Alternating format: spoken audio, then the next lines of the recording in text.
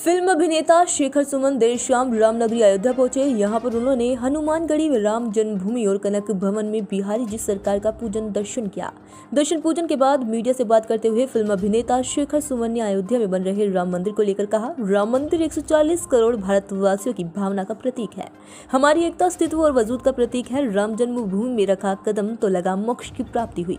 वहीं रामायण सीरियल पर बोलते हुए कहा कि रामानंद सागर भाग्यशाली थे, प्रभु श्री राम उनके बनाए सीरियल के द्वारा फिर से हर भारतवासी के दिल में पहुंचे।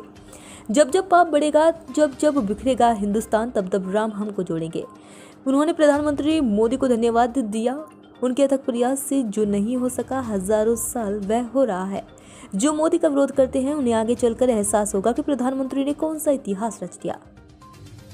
इस दौरान उन्होंने लिविंग रिलेशनशिप को लेकर इलाहाबाद हाईकोर्ट के द्वारा की गई टिप्पणी पर इलाहाबाद हाईकोर्ट का समर्थन किया। शेखर सुमन ने कहा कि फिल्म और धारावाहिकों में परोसी जा रही अभद्रता और नग्नता के लिए सेंसर का निर्माण किया गया है।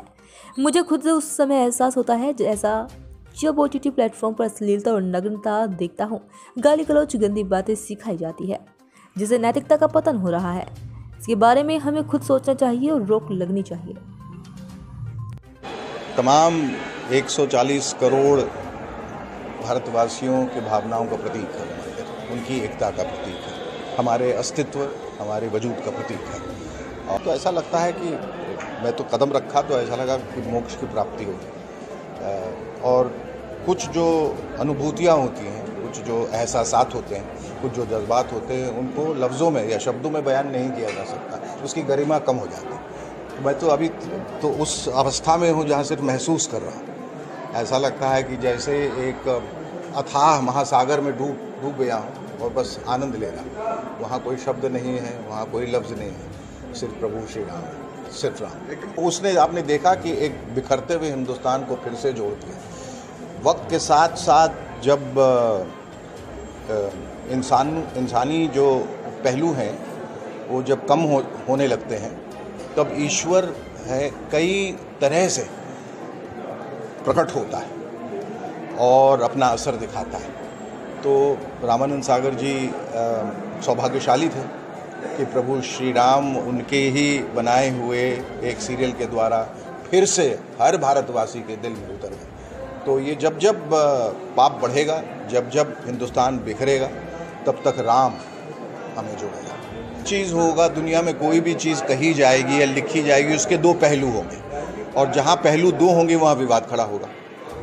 आप जो सोचते हैं उसके विपरीत मैं सोचता हूँ, आप जो सोचते हैं उसके खिलाफ मैं सोचता हूँ, आप जो सोचते हैं वैसा मैं नहीं सोचता हूँ, ऐसा नहीं करना चाहिए, वैसा नहीं। इसी उधेड़-बुन में हमें एक समरसता और एकता की ओर बढ़ना है कि जहाँ सब लोग एक तरह महसूस करें, एक ईश्वर की कल्पना करें। नाम कुछ भी दे दें, ईश्वर तो एक शक्ति है, उसका नाम दे के भ्रमित न हो।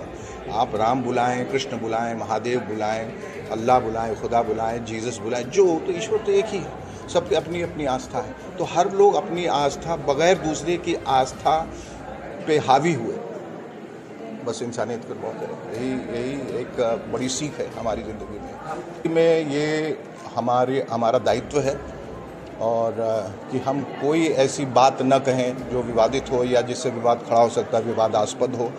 और भारतीयता का ख़ास तौर पे ध्यान रखते हुए हमारे वेद पुराण, हमारे ईश्वर भगवान, जो भी वेद उपनिषद हैं, रामायण है, गीता है, महाभारत, सब का जो समावेश है, सबका जो निचोड़ है, और वो है इंसानियत, मानवता, और उसी को लेके हमें आगे बढ़ना है। और कोई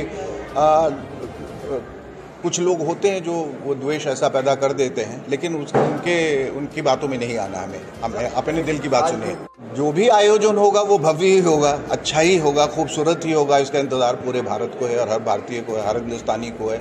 और जो भी इसके उत्थान के लिए, जो भी इसके प्रयास के लिए आगे बढ़े, उन सब के आगे हम सब नतमस्तक हैं। हम लोग सब जो है मोदी जी का बहुत आभार प्रकट करना चाहते हैं।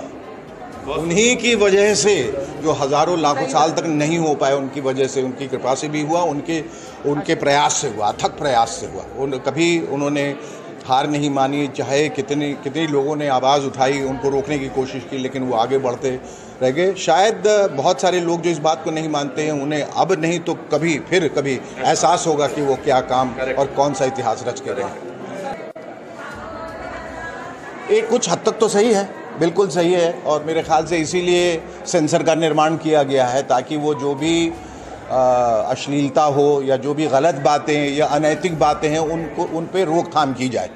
तो मेरे ख्याल से ये चीज़ें जो गलत हैं वो तो बाहर ही नहीं आनी चाहिए। मुझे खुद ऐसा लग रहा है जब मैं देखता हूँ बैठ के OTT प्लेटफॉर्म्स में बहुत ज़्यादा अश्लीलता, बहुत नग्नता और बहुत गाली गलौज और गंदी बातें सिखाई